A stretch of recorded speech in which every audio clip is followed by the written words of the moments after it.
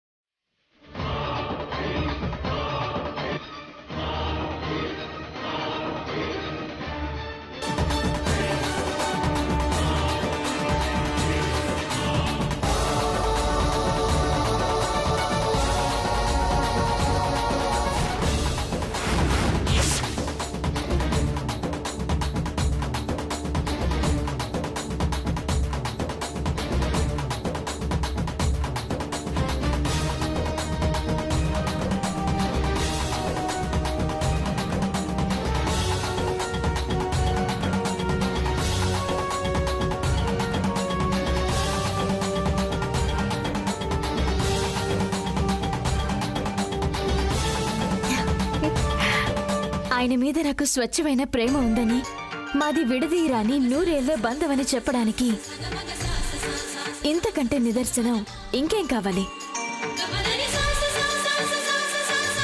బావగారు, తప్పనిసరి పరిస్థితుల్లో మీరు నా చెల్లెలి మెడలో తాళి కట్టుండొచ్చు, కానీ మీ మీద తనకున్న ప్రేమ నిజం. అందుకు ఇదే సాక్ష్యం. మీ మనసులో నా చెల్లెల మీద ఏదైనా కాస్తో కోస్తో కోపం ఉంటే ఆ కోపాన్ని తీసేసి నా చెల్లెల్ని ప్రేమగా చూసుకోండి బావగారు, ప్లీజ్.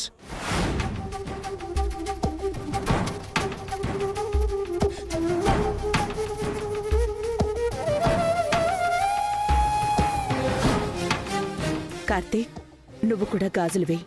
మా నాకు వీటిపై ఎప్పుడో నమ్మకం పోయింది. మా కోసం వేయిరా. తీసుకో.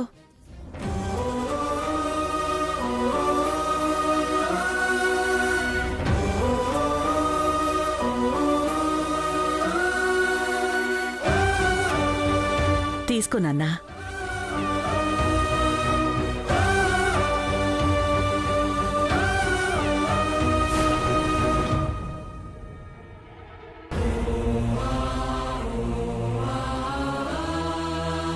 నీ విషయంలో నా నమ్మకం ఏనాడో చచ్చిపోయింది, కానీ ఈ కోరికైనా తీరుస్తావనే నమ్మకంతో వేస్తున్నాను.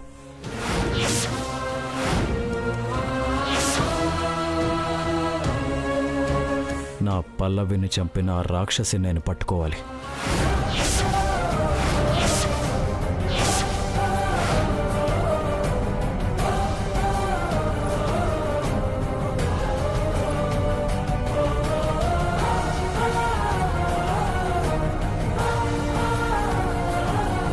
ఆ హంతకురాల్ని దారుణంగా శిక్షించాలి.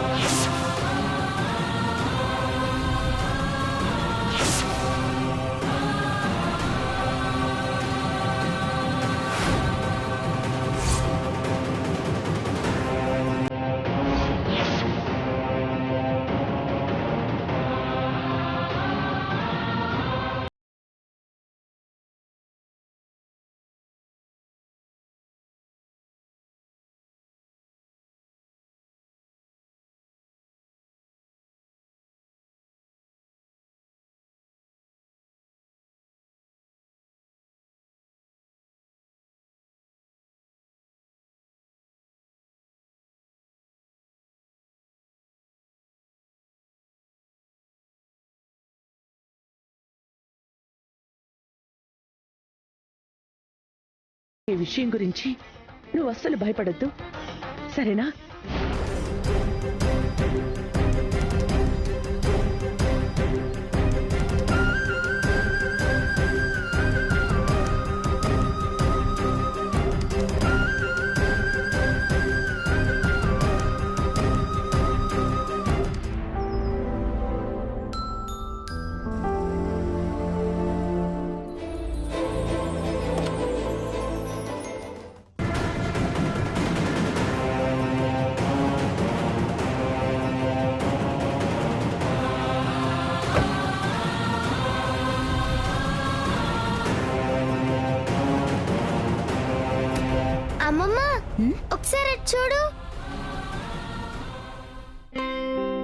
ఏంటమ్మా ఏముందక్కడ?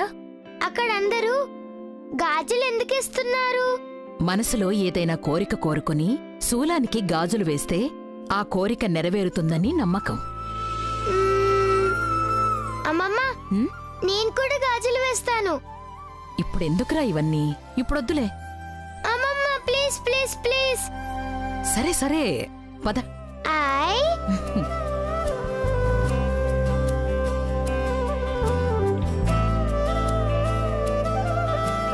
అవ్వా, నాకు గాజులివ్వు.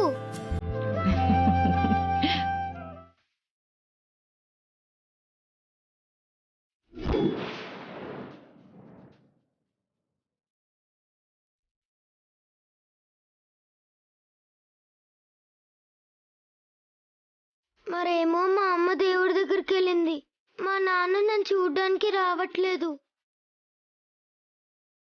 మా నాన్న నేను కలిసేలా చెయ్యవా ప్లీజ్?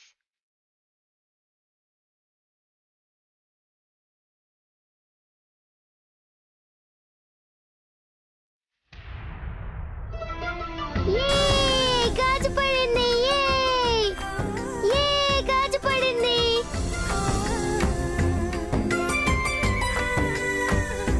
గాజు పడింది. గాజు పడింది. అమ్మమ్మ, నా గాజు పడింది. నా కోరిక తీరుతుంది. స్వీటీ, అంత సంతోషపడిపోతున్నావు? ఏం కోరిక కోరుకున్నావురా? మరేమో అది నేను ఉమ్, నాన్నని కలవాలని కోరుకున్నానని చెప్తే అమ్మమ్మ కోప్పడుతుందేమో.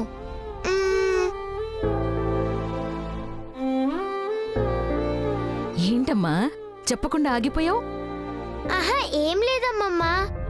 నేను బాగా చదువుకుని మా అమ్మమ్మకి మంచి పేరు తీసుకురావాలని కోరుకున్నాను.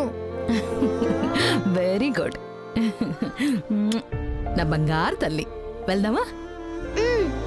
దేవుడికి దండం పెట్టుకో.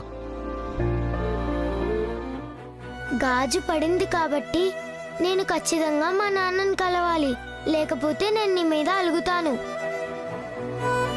అవ్వా, ఇదిగో గాజు.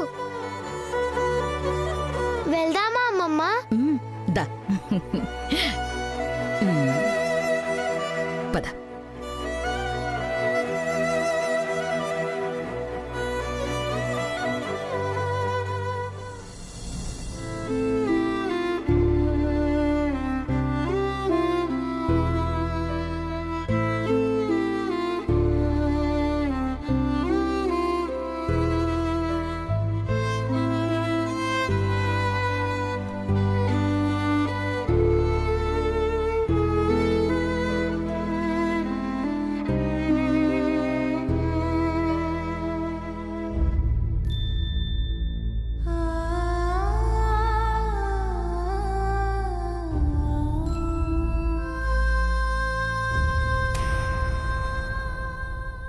రాధిక, ఏంటమ్మా ఇది? నేల మీద భోంచేస్తున్నావెందుకు? పల్లవక్క చావుకి కారణమయ్యి మీ ఇంట్లో సార్వారి జీవితంలో విషాదం నింపినందుకు పశ్చాత్తాపం. చెప్పమ్మా. సార్వారి జీవితంలో మళ్ళీ మంచి రోజులొచ్చి ఆయన మునిపటిలా మీ కళ్ళ ముందు తిరగాలని దేవుడికి మొక్కుకుని నేల భోజనం చేస్తున్నానత్తయ్య. మునుపట్ల బాబు తిరగడం కాదమ్మా, నీ మంచి మనసుకి నిన్ను మనస్ఫూర్తిగా భార్యగా దగ్గరికి తీసుకునే రోజు త్వరలోనే వస్తుంది. రాసి పెట్టుంటే జరిగి తీరుతుందత్తయ్య. సూపర్ రాధిక, చాలా వండర్ఫుల్ గా చెప్పావు. రాసి పెట్టుంటే ఖచ్చితంగా జరుగుతుంది. కానీ నువ్విప్పుడు తెలుసుకోవాల్సింది ఏంటంటే, భ్రమలో నుంచి బయటికి రావాల్సిన వాస్తవం ఒకటుంది. ఆ వాస్తవాన్ని నువ్వు మర్చిపోతున్నావు. కార్తీక్ మనసులో ఇప్పటికీ ఎప్పటికీ పల్లవియే ఉంటుంది. అది నీకు కూడా 1,00,000 సార్లు చెప్పాడు. మరి కార్తీక్ నీకు భార్య స్థానాన్ని ఎలా ఇస్తాడని అనుకుంటున్నావు? మెడలో తాళి కట్టించుకున్నంత తేలిక కాదు కార్తీక్ మనసులో నువ్వు చోటు సంపాదించుకోవడం. ఈ జన్మలో కార్తీక్ పల్లవిని తప్ప నిన్ను భార్యగా చూడడు.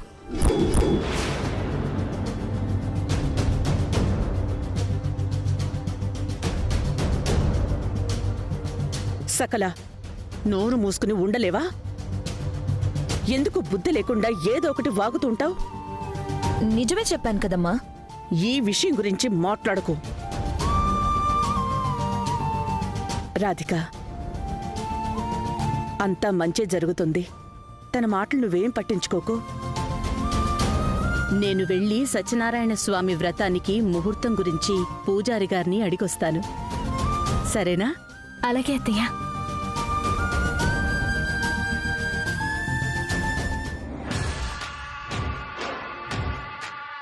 నువ్వు తలకిందులుగా తపస్సు చేసినా సరే కార్తీక్ మనసుని గెలుచుకోలేవు, చేరుకోలేవు.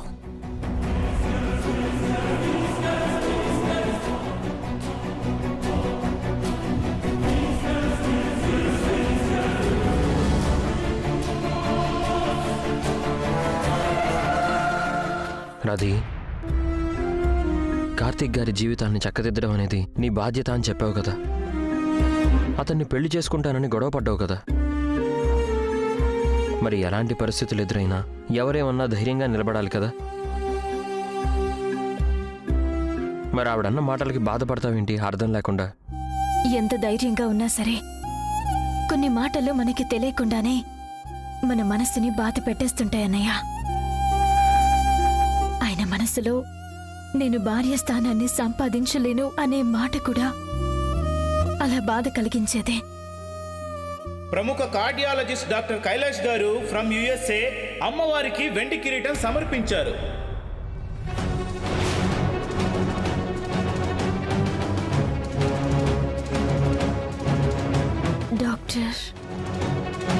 డాక్టర్ కైలాష్ గారు,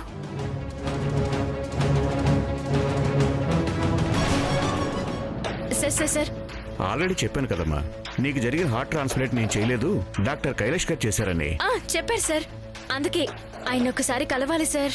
డాక్టర్ కైలాష్ గారు ఇక్కడ ఉండరమ్మా, యుఎస్ లో ఉంటారు. ఏంటి, యుఎస్ లో ఉంటారా? కైలాష్ గారి నెంబర్ అయినా ఇవ్వండి సార్. నంబర్ కూడా ఇవ్వడానికి కుదరదు.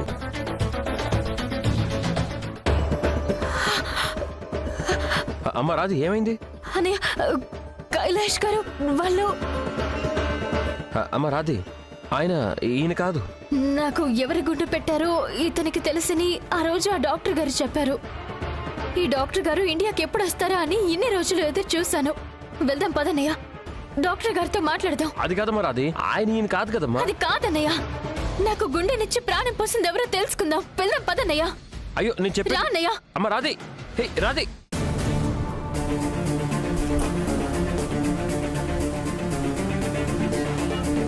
సార్ సార్ సార్, కైలాష్ గారు ఎవరు?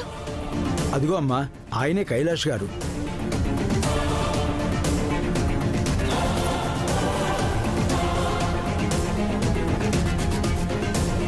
సార్ సార్,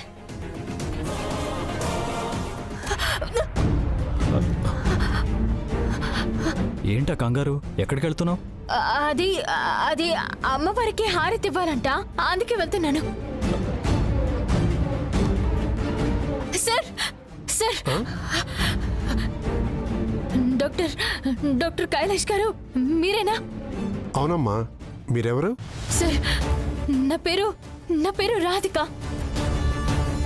5 సంవత్సరాల క్రితం 2018 జనవరి 16వ తారీఖు మీరు నాకు గుండె మార్పిడి ఆపరేషన్ చేశారు. ఓ అవునా, ఇప్పుడు మీ హెల్త్ ఎలా ఉంది? బాగుందా? ఆ గుండె ఇచ్చిన వ్యక్తి నాకు మరో జీవితాన్ని దానంగా ఇస్తే మీరు నాకు ఆయుష్ పోసి నా ప్రాణం నిలబెట్టారు సార్. నువ్వు హెల్తీగానే ఉంటావమ్మా. నీ హెల్త్ గురించి నువ్వు టెన్షన్ పడాల్సిన అవసరం లేదు, సరేనా?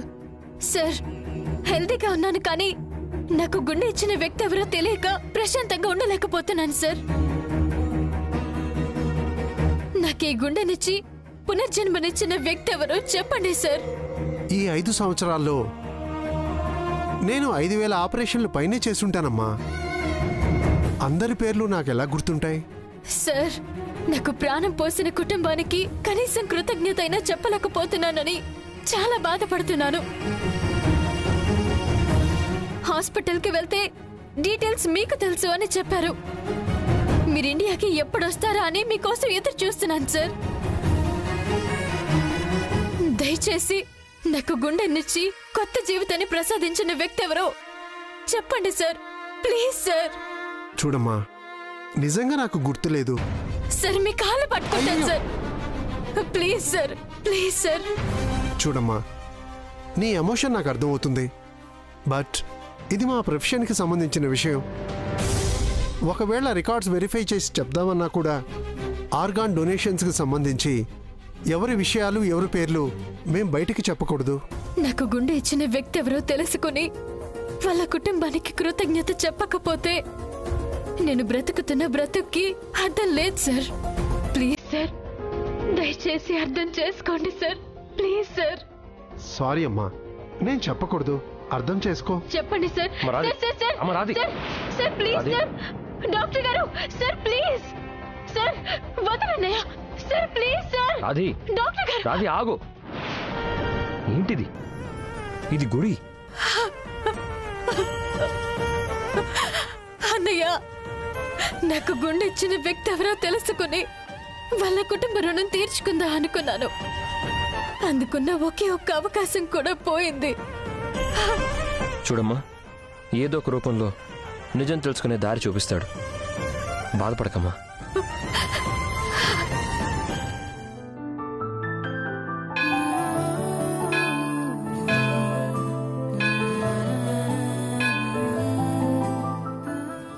మా నాన్న ఉంటే ఎంచక్కా నన్ను ఎత్తుకుని గంట కొట్టించేవాడు.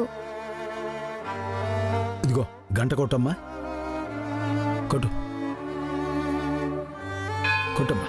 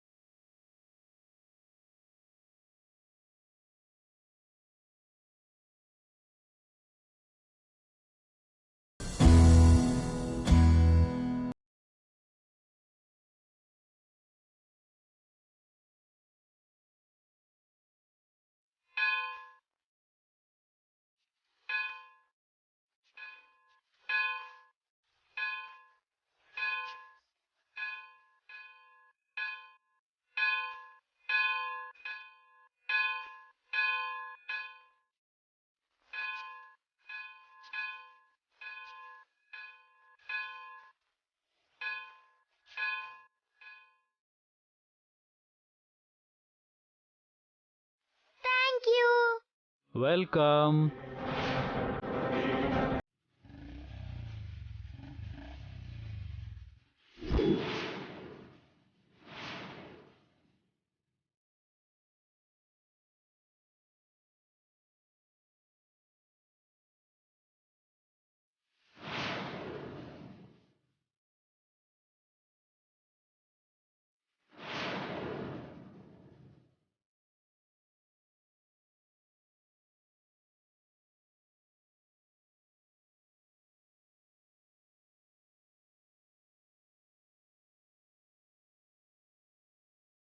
నువ్వు నన్ను ఎందుకు ఎత్తుకున్నావు? అదేంటి, ఇప్పుడే కదా థ్యాంక్స్ అని చెప్పావు, మరెందుకు సీరియస్ అవుతున్నావు? నన్ను ఎందుకు ఎత్తుకుని గంట కొట్టించావు? నువ్వు గంట అంతగా ఇబ్బంది పడుతున్నావు కదా, అందుకు. నేను అడిగానా నన్ను ఎత్తుకుని గంట కొట్టించమని? నేను నిన్ను అడిగానా? లేదు. అవును, నాకు చాలా కోపం వచ్చింది. అంటే నిన్ను అడగకుండా నీకు హెల్ప్ చేయకూడదా? అవును, నాకు చాలా కోపం వస్తుంది. ఓకే పాపా, నిన్ను అడగకుండా మరోసారి నీకు హెల్ప్ చేయను, సరేనా? బాబోయ్, నీకు నిజంగానే చాలా కోపం వచ్చినట్టుంది. అమ్మో, నాకు భయం వేస్తుంది. నీలాగే నీ కోపం కూడా చాలా క్యూట్గా ఉంది. Don't touch.